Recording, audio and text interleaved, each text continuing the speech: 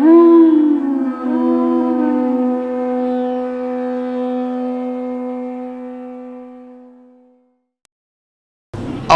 Namo Bhagavate Vasudevaya.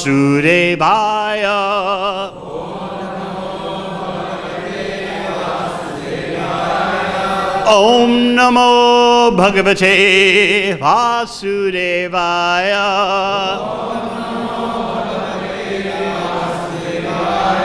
Om Namo Bhagavate Vasudevaya.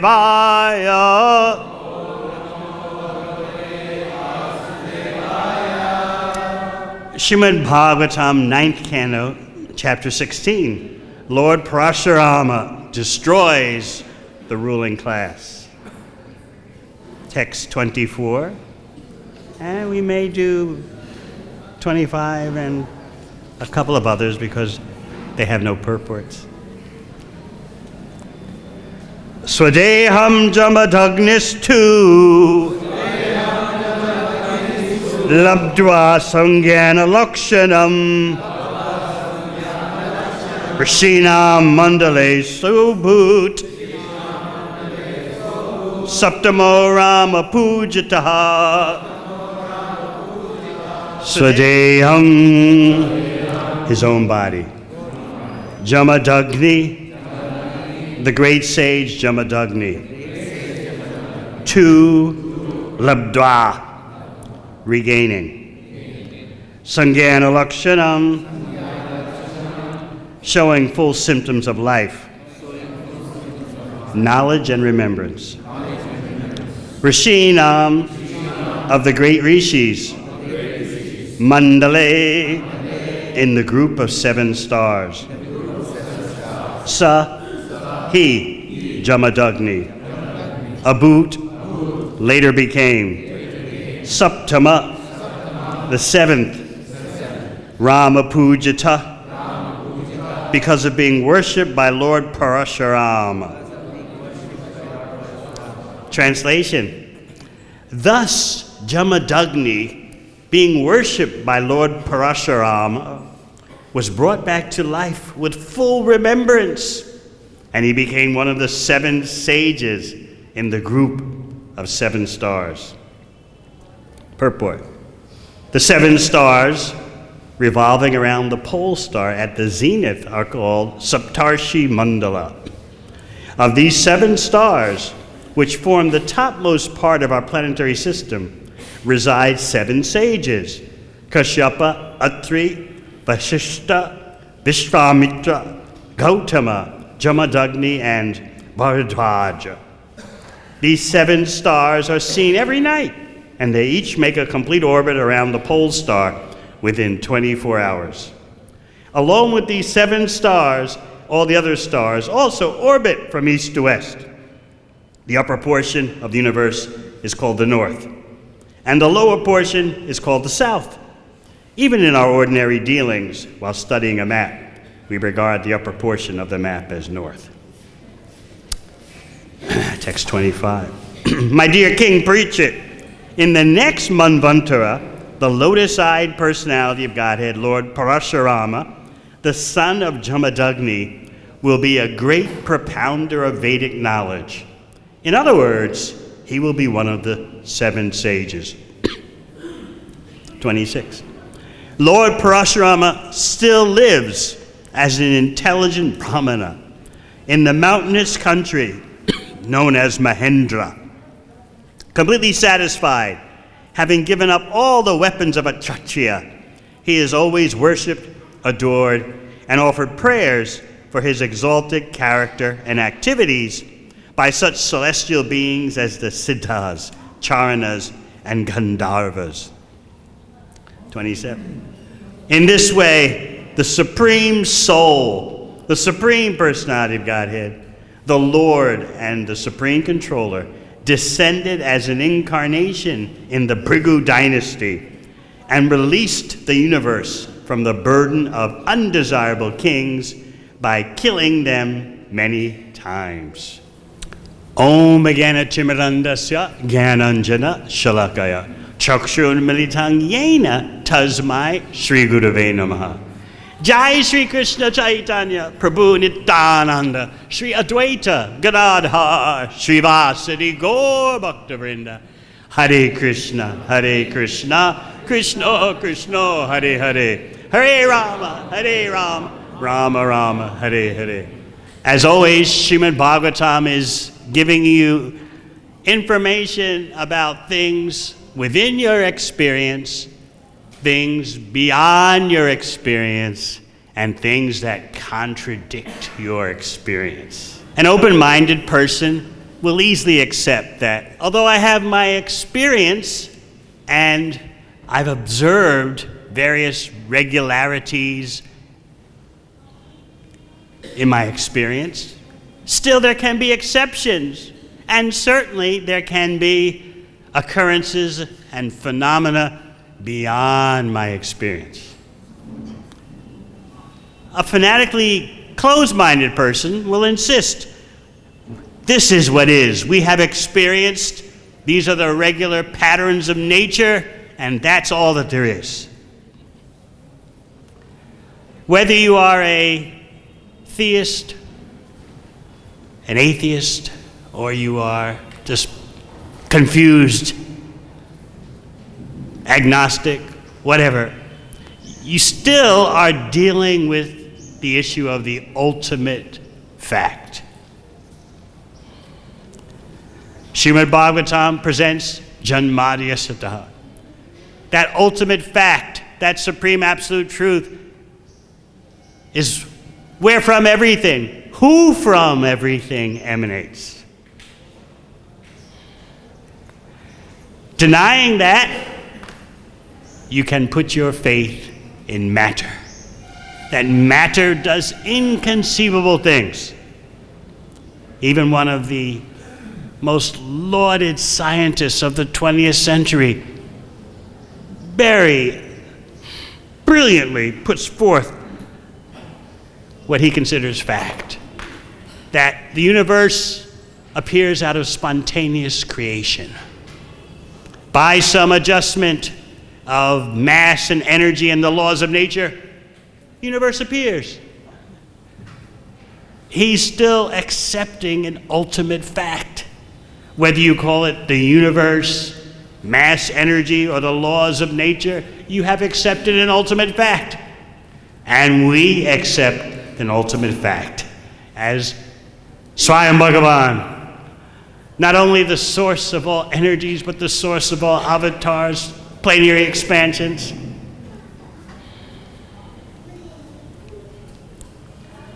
How can you say that the laws of nature bring things into being? Sometimes people do say that. It's just because of the laws of nature, the universe has emerged as it is. Conscious entities have emerged. But what they are mistakenly doing, among many other things, is ascribing causal power, ascribing agency to laws. Laws do not cause anything to happen. Laws are simply observations of patterns in nature. So therefore, people call them the laws of nature, based on, again, patterns they've observed. But how do you go from assuming those laws of nature are correct everywhere, which is a huge assumption, assuming that the laws of nature, as currently known, are prevalent everywhere throughout all portions of the universe, then tell us, how do laws cause anything to happen? But you'd be shocked how many persons become fooled by such word jugglery. The laws of nature have brought this into being. Because of the laws of nature, the universe has spontaneously generated.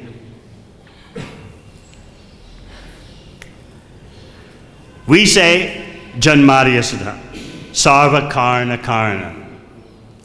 The ultimate cause is a supreme conscious person. You want to deny that? So then what is your ultimate fact? Your ultimate fact becomes matter, as Prabhupada explains in Adi Leela of Chaitanya Charitamrita. you invest into matter inconceivable potencies, achintya shakti. Or you say the laws of nature, or mass, or energy. Still you are trapped with an ultimate fact. This verse today is talking about the Saptarishi, the 7 sages. Well, where do I get that kind of information from, that there are 7 planets upon which 7 sages reside? But just consider what you've already heard in this chapter. In Christianity, there are arguments between very liberal Christians, very conservative Christians, and of course, non-believers. Is the resurrection a fact, or is it just symbolism? This chapter has given you so many resurrections. Jamadagni, Renuka, Parashuram's brothers.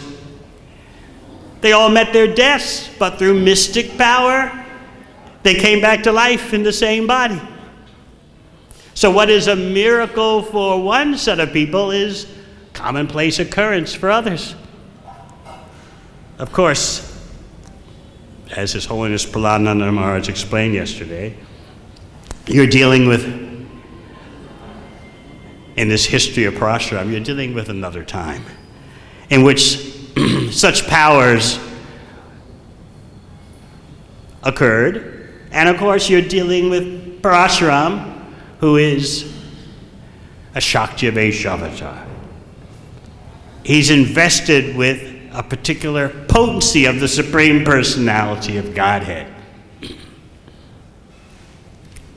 Just as the Kumaras, the 4 Kumaras, are invested with the potency of knowledge, Narada Muni with bhakti, those are other Shakti-Vaisha avatars, as you know. Prithu, the power to rule.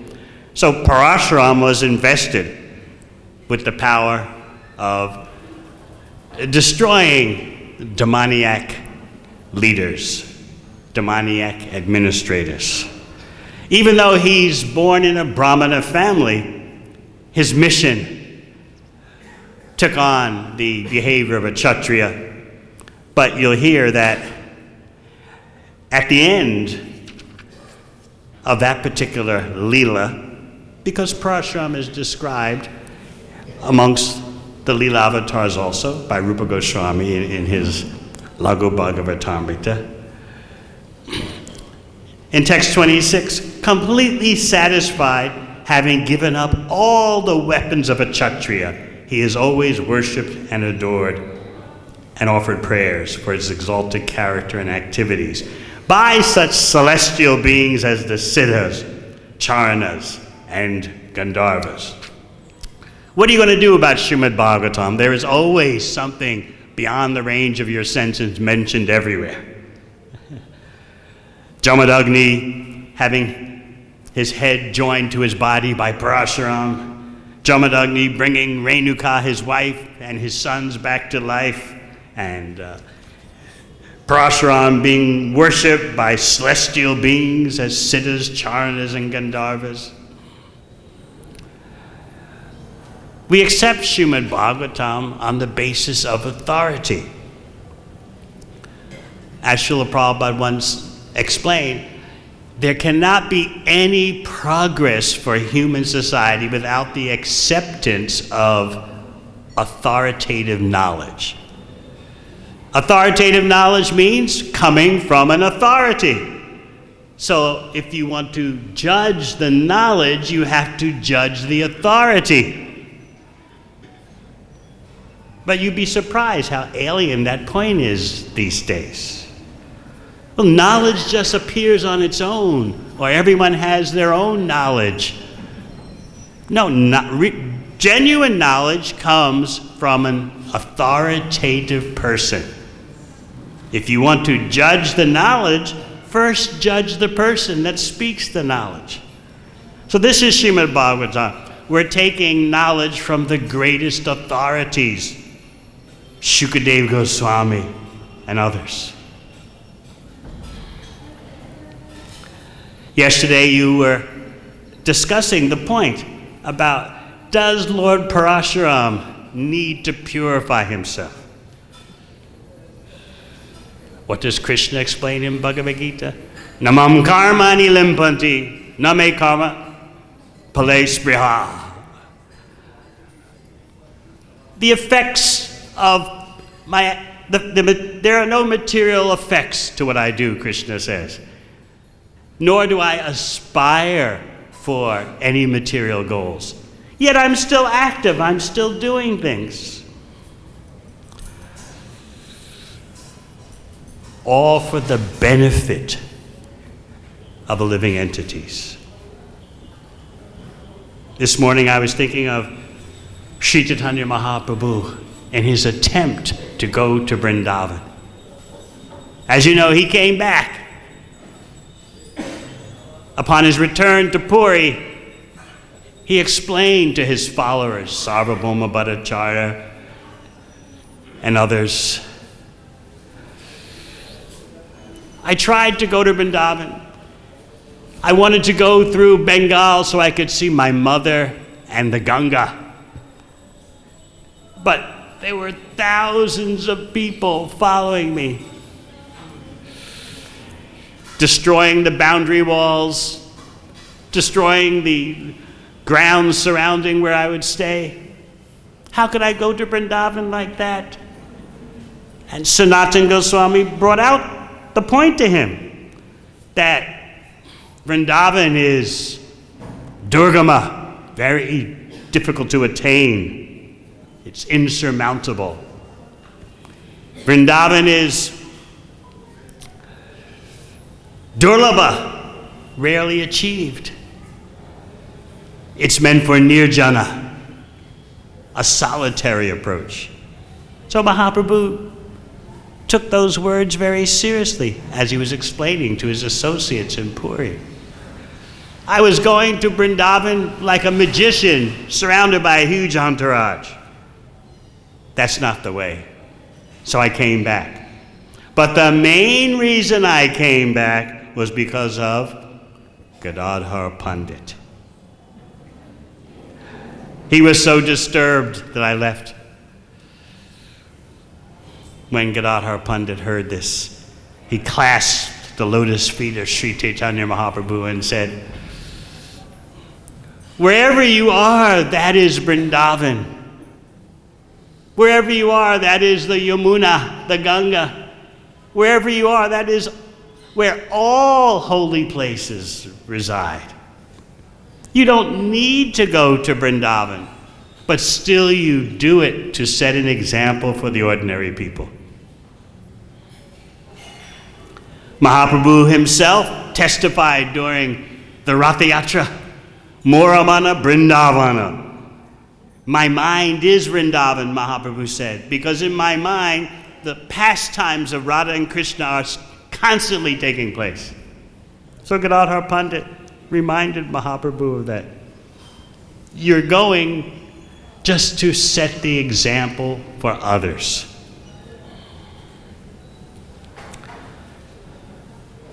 Srila Prabhupada makes a very essential point for us in discussing this part of Gaura Lila.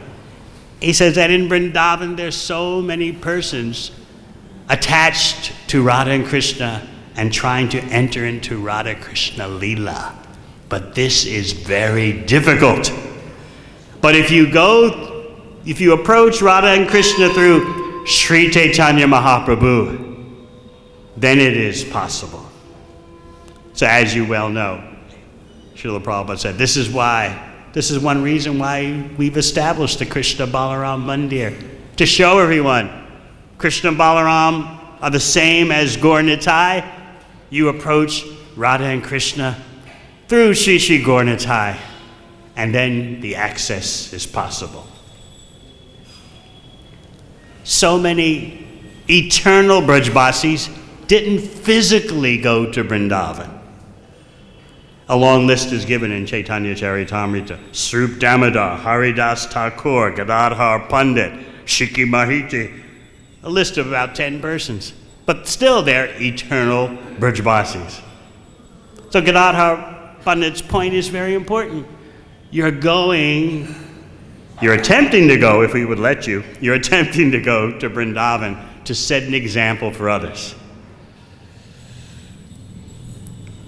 Then he presented to Mahaprabhu, no one can tell you what to do, no one can order you around, but the rainy season had just started. Why don't you stay 4 months and then try again to go to Vrindavan?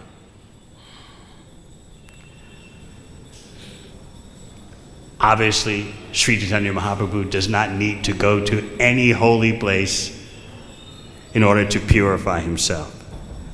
But again, to set the example.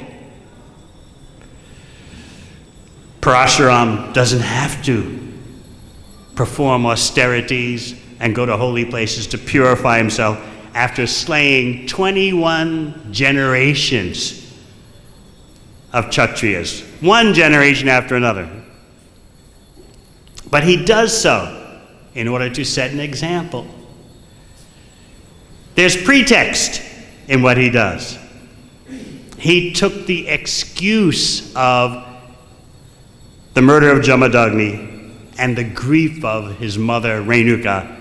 He took that pretext in order to do what he came to do, finish off 21 generations of Kshatriyas. So the real reason is not to avenge Jamadagni's death and his mother's grief. That's just an excuse. The real reason is that the administrators, the leaders of human society, have become so deviant. We may wonder, well, that was then. Now, things aren't that bad. Things are just as bad or worse. We allow our leaders to spend trillions of dollars on nuclear armaments.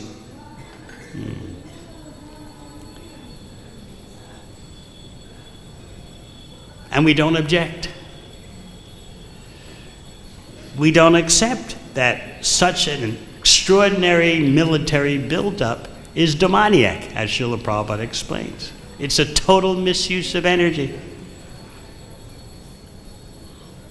We're assured we have to have these weapons in order to protect our nation, in order to protect freedom.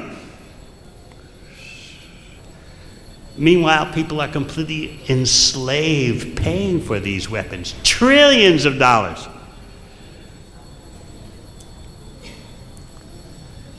In the US, they're spending over $1 trillion just to renovate the nuclear arsenal. Just renovation, upgrade. Version 3.4, $1.3 trillion. You can't conceive of how much money that is. The Vaishnavacharyas see this as a complete perversion of the human form of life. We just take it as normal. So many nations have nuclear weapons these days. You ask the people, what will the people say? We need those weapons to protect the nation. And the scientists promise you that spend millions on these weapons, and we guarantee the weapons will never be used. Is it a money-back guarantee? Has there ever been a weapon that hasn't been fully utilized?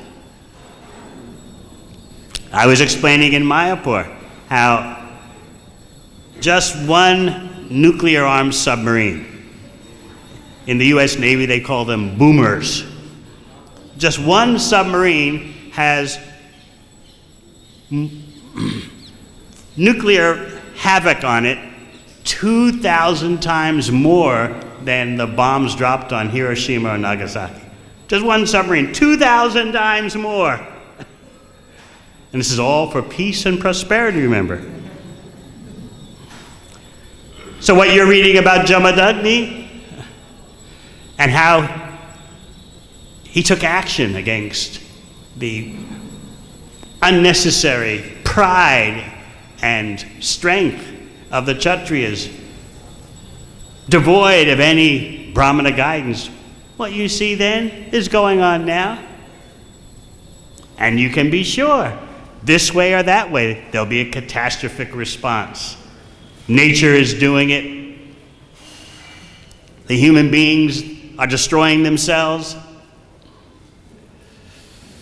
So on a pretext of avenging Jamadagni's death, Parashuram finished off 21 generations of Kshatriyas.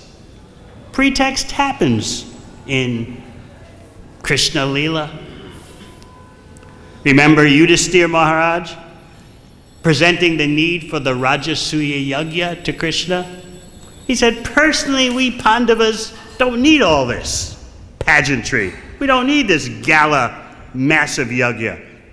We're satisfied just with your personal association. But we want to do this yajna and call all the devas. We'll satisfy them by showing that you, Krishna, are the Supreme Personality of Godhead. We want to demonstrate to everyone the difference between accepting you, Krishna, as just an ordinary person and as the Supreme Personality of Godhead, cause of all causes. We want everyone to see this.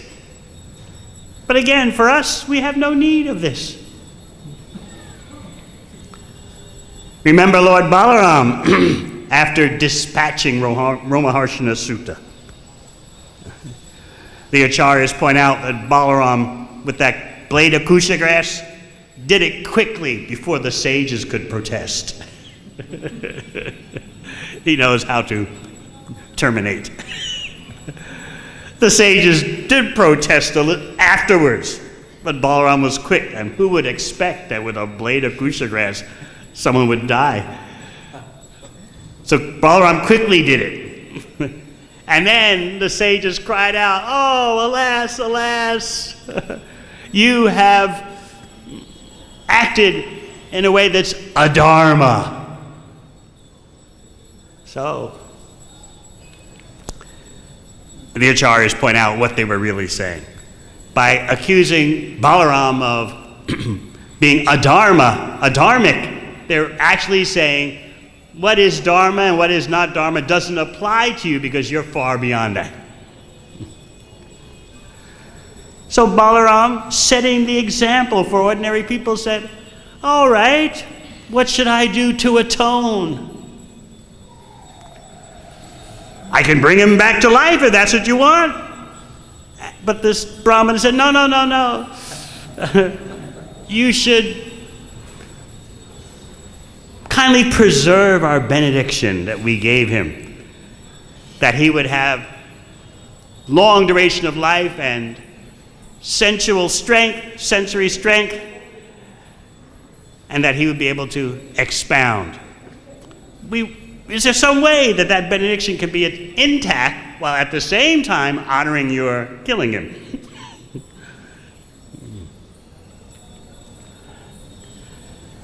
Balaram, as you know, came up with the solution.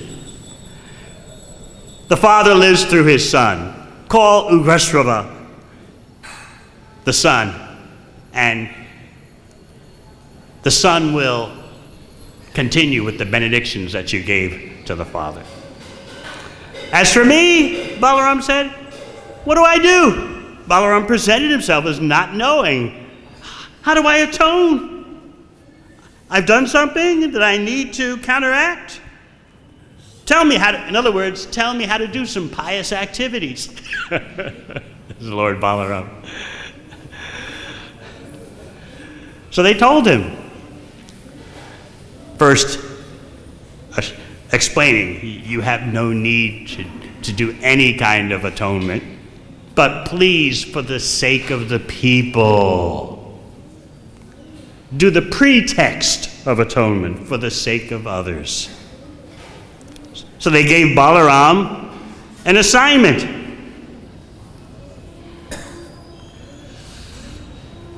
Just like our sannyas minister here, when there are applicants for sannyas, they get assignments.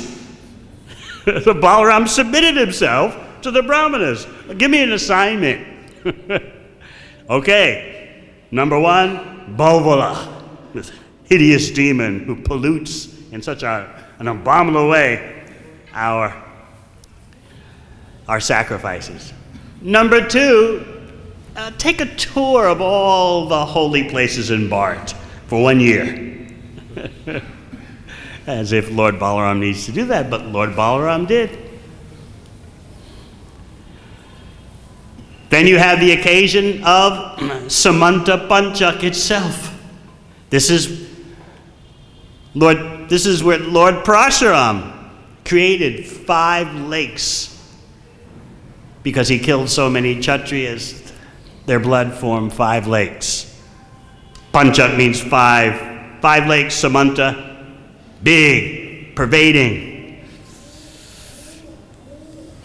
Besides the place where the blood gathered in 5 lakes, it's also the place where Lord Parashuram did his atonement. He doesn't need to. It's a pretext, but just to set the example for the ordinary persons. Then, at the time of the solar eclipse in Krishna Lila, not an ordinary solar eclipse. It's explained that this particular solar eclipse was massive, like something that occurs at the end of a day of Brahma. What happened? People from all over Bharat came to Samanta Panchak seeking the credit of punya. And the Yadu dynasty also went. And as you know, the Brijbasis came too.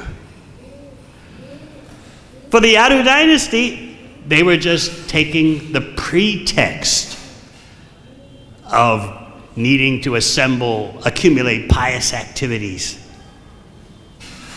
Their real reason was to associate with Krishna, to see their relatives, and of course, the residents of Vrindavan were also coming. So again, you see how Vaishnavas are opportunistic. Srila Prabhupada once explained that this is a characteristic of a Vaishnava. Opportunism. You know how to seize an opportunity for hearing and chanting about Krishna, for serving Krishna. You see how the world's becoming crazier and crazier. Instead of becoming depressed, what does a Vaishnava think? This is a greater opportunity than ever before to get the mercy of Sri Chaitanya Mahaprabhu. The more people are sinful, the more mercy there is for those devotees who try to spread the glories of Krishna. This is opportunism. There was an expression in the 60s, seize the time. It was a political expression. If you're a person who understands the political situation, seize the time and do something about it. Well, Vaishnavas are always seizing the time, particularly those in the line of Srila Bhaktisiddhanta Saraswati Thakur, Srila Prabhupada. We're looking for opportunities, sizing them up. How can Krishna consciousness be spread in this particular setting, in this particular time? So the Yadus seized the time. So, full eclipse, let's go. We'll go to Samanta Panchak. Such a gathering it was. And such Vaishnava relationships. Again, as you heard yesterday, in class given by His Holiness Pradananda Swami. Such loving exchanges. The Yadus greeting other kings. The men were embracing, their hairs were standing on end, their bodies were shivering, tears were pouring from their eyes. And sooner or later, all their talks would end up being about Krishna. If the men were that dramatic in their greeting of each other, you can't imagine what the ladies were like. The Bhagavatam describes that the ladies embraced each other so tightly they were crushing their chests. So intense was their meeting.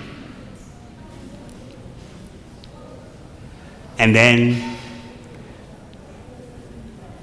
the eternal residents of Vrindavan show up. Vasudeva and Nanda see each other. Devaki and Rohini see Mother Yashoda. They see Krishna and Balaram on the lap of Mother Yashoda. One Acharya explains, a technical point, that when Krishna was on the lap of Mother Yashoda, he changed into a child form. In any case, he's always Mother Yashoda's darling son. That's how she sees it. While she's cuddling Krishna and Balaram, Devaki and Rohini are watching.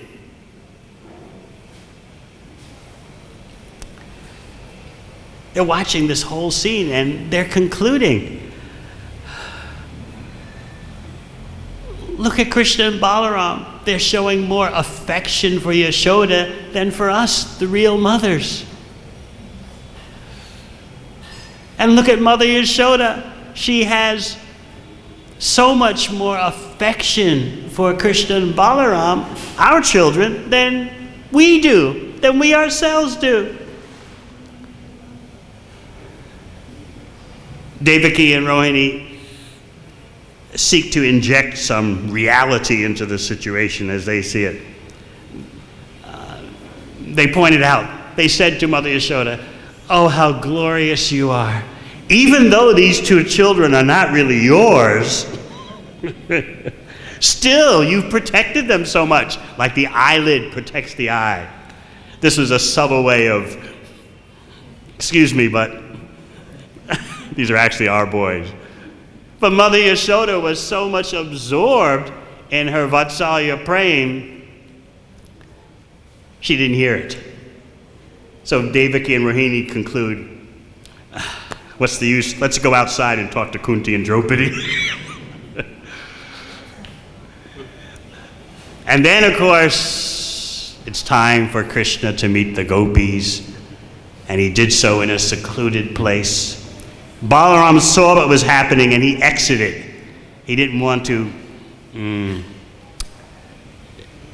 be there when Krishna is having his exchanges with his dearmost devotees. So remember, all this huge gathering. By the way, one Acharya points out that the cowherd boys were not there. They were back in Vrindavan because they had been satisfied by Uddhava's instruction. But the older cowherd men, the older gopis and the young gopis were there. Technical point. In any case, the whole extraordinary arrangement is happening for the Yadus, for the Brajbasis, based on a pretext. Let's go to Samanta Panchak, the lakes caused by Lord Parashuram's slaying of 21 generations of Kshatriyas. Let's go there because of the need for pious activity and to counteract any negative effects of the massive solar eclipse. Pretext, which sets an example for ordinary persons, but meanwhile there's so much else going on. So here you have concluded the section of chapter 16 about Lord Parashuram, and you're moving into the description of Devamrita Muni. Any questions, comments from our seniors?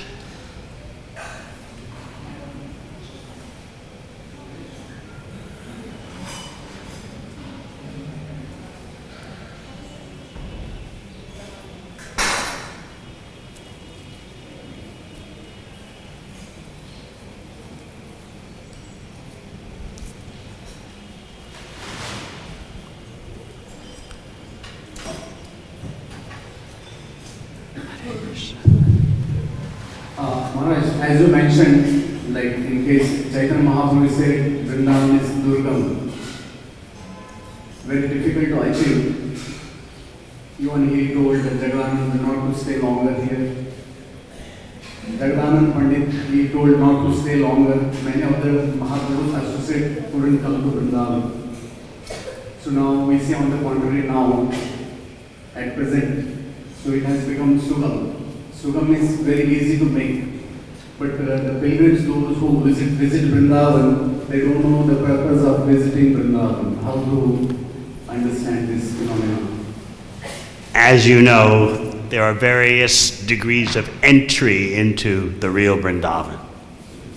Someone may come as a tourist, not knowing anything. They will certainly get benefit, but it won't be the same benefit as someone who follows the instructions, for example, of Narottam Das Thakur, how to get the mercy of Lord Chaitanya, Lord Nityananda, the six Goswamis. Then one can understand Vrindavan. So there are different levels, different degrees of intensity. Just like, for example, Srila Prabhupada's building this temple. He said he wanted a place where his disciples could worship Krishna in Vrindavan. He wanted us to take advantage of this facility. And he wanted so many people to come and take advantage. But obviously, yeyata mam prapajyante, tamstataiva bhajamya. They're at different levels in their approach to Krishna, and they'll get different results. Who knows, maybe in your past life, you were one of those persons coming from Delhi just...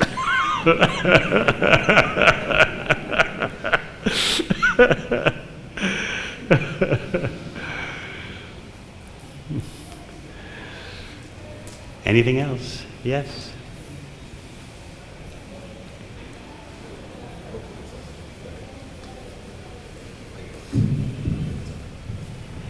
Thank you very much. Very, very deep, nice.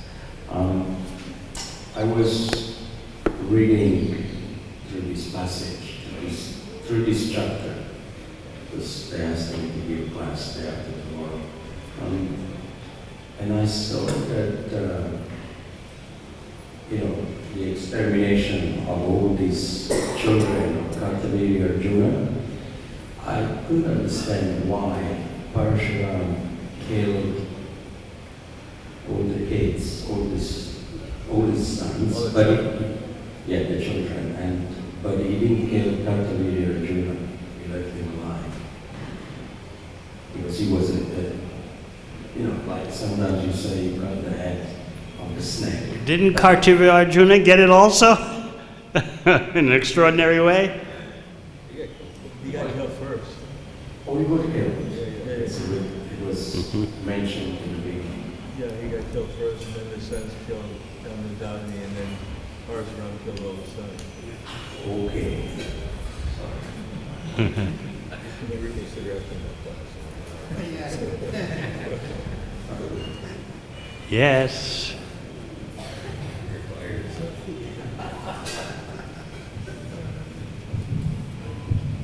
Hare Krishna. Well, you mentioned about the solar eclipse and Samanta Panchaka.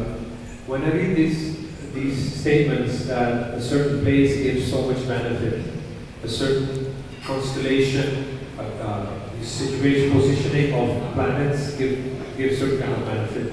Who decides this? But just like some prayers, if you recite, then the benediction of the writer, he has to be a powerful person, is there that he gets some benefit, like in the Guru Ashram prayers. And then there's like this eclipse. Who decides that it is inauspicious? How do you get this understanding? Who decides? Yeah, what is the rule behind? What is the law behind that? Didn't we say at the beginning of class, the materialistic idea is that laws of nature just exist by themselves and they cause things to happen, which is totally illogical. Whenever there is any kind of phenomena, there's always a conscious entity behind it. That's the Bhagavatam's axiomatic fundamental principle. There's always a person with a person's will and desire behind everything. So remember, as soon as you start talking about laws, as Prabhupada would say so many times on morning walks, what about the lawmaker? But people are so bewildered these days, they hear about the laws of nature, like the law of gravity. Number one, they assume that those so-called laws cover every part of the universe, although they haven't experienced every part of the universe. And number two, they think implicitly that laws have agency, causal power, which of course is totally fallacious. So whether it's the law of gravity or the benefit one gets by going to Kurukshetra, Samantapanchak's a part of Kurukshetra, the benefit one gets, all this is set in motion by personage, by consciousness, by personhood. That is the general understanding. So can you explain that? Who decided that by taking bath in these 5 lakes? I already answered your question. Some person. Anything else? If you remember from the Bhagavad-Gita, Krishna says, not a blade of grass can move. So the sanctioning comes from Krishna. So there's no more authority than him. There, you've heard it. Yes, Maharaj. Give a little bit more technical aspect. As it says in Bhagavad-Gita, under the influence of time, the 3 modes of material nature are providing us with karma. So every living entity in the material universe is a manifestation of Krishna's, well, we could see his energies, of which the demigods are also a manifestation of his energies. And under the influence of Krishna in the form of time, the 3 modes of material nature in the form of the demigods are arranging themselves to provide karma that the living entities deserve. So that's more or less how it works. You can look at the situation from another angle also. What the Vedas are presenting, the Vedic knowledge presents the universe as a hierarchy of consciousness, a hierarchy of nested consciousness. There is the consciousness possessed by lower living entities, and then more pervasive is the consciousness possessed by human beings. More pervasive than that is the consciousness possessed by demigods. Ultimately, the all-pervading omniscient consciousness is the Supreme Personality of Godhead. So you have a nested hierarchy of consciousness. All right. Is that fancy enough sounding for you?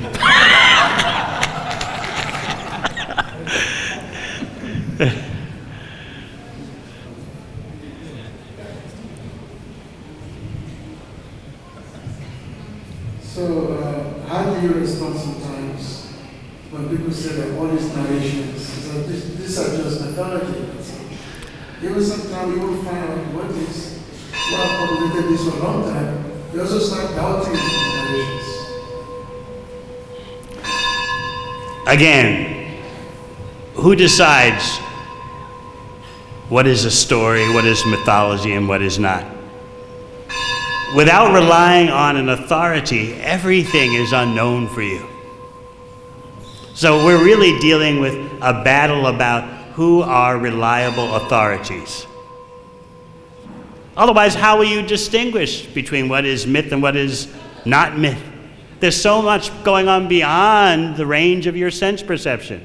You're hearing today the Saptarishi Mandala, the 7 stars revolving around the pole star, each one having a particular sage residing there. Now what are you going to do? Say yes, no, maybe so?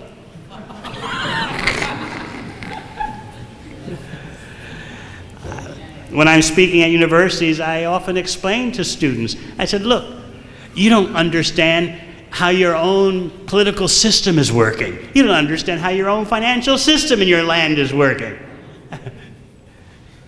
And they admit, oh, that's true. Do you understand Wall Street and all? Do you understand the Pentagon? Do you understand what's going on in Delhi?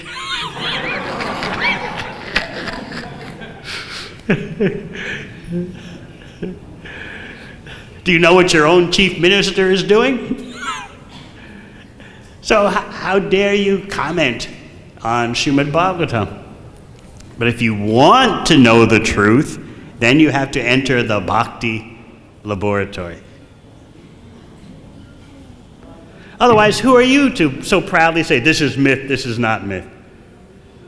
Just like I explained, there's a big battle within Christianity between the very liberal ones and the very conservative ones.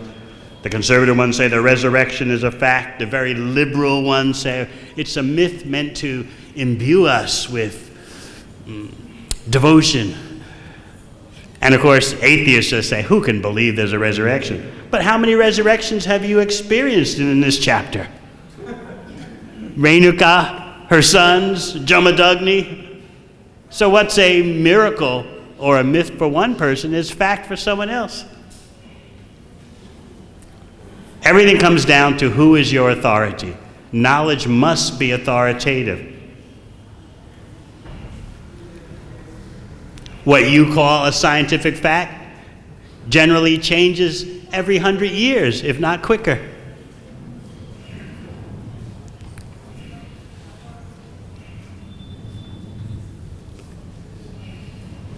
So we take advantage of the authorized knowledge of Srimad Bhagavatam and make spiritual advancement. That means detachment from matter and attachment to Krishna. That shows that you're in touch with authentic knowledge. Thank you very much. Hare Krishna. Glory to God.